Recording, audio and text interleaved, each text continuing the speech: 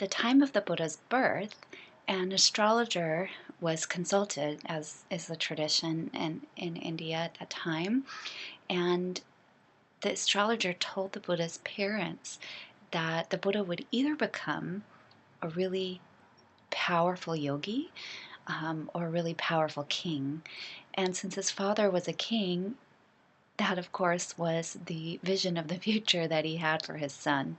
And at this time, there was a whole class of spiritual wanderers in India, and all of them practiced a kind of extreme renunciation of the material world. And so the image that his father had was something like, okay, either this person can be the successful ruler of this kingdom or a homeless, wandering spiritual ascetic. And so his father resolved that he would do whatever he could to protect the Buddha and make sure that this son was going to become a great king and inherit the kingdom and take it over and take care of the people.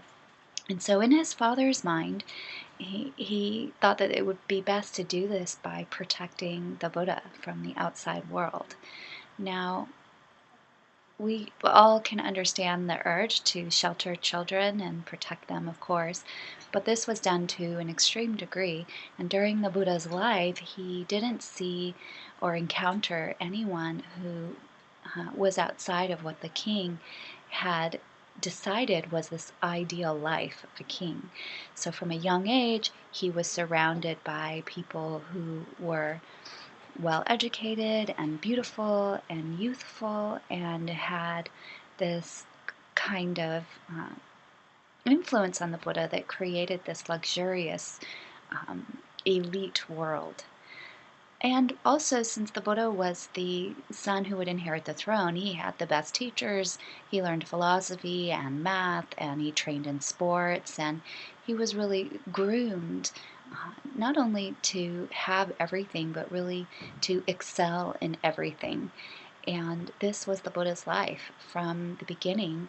He was someone who had been sheltered and also provided with everything that a person could want. He had power, he was going to be the heir to that small kingdom, and he had wealth.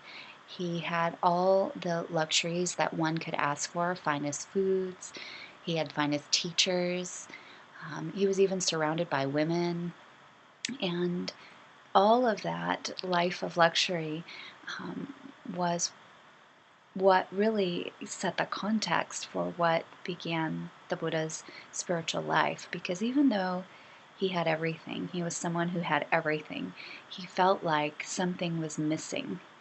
And that question of what was missing, there was something that still wasn't there, even if he had the opportunity, which he did, to indulge every kind of sensual desire, every type of material desire. He was liked and revered and respected by everyone. He had as much power as a person could have, but still he felt that something was missing. And that feeling of questioning and wondering what else there was to life was the beginning of the Buddha's spiritual search.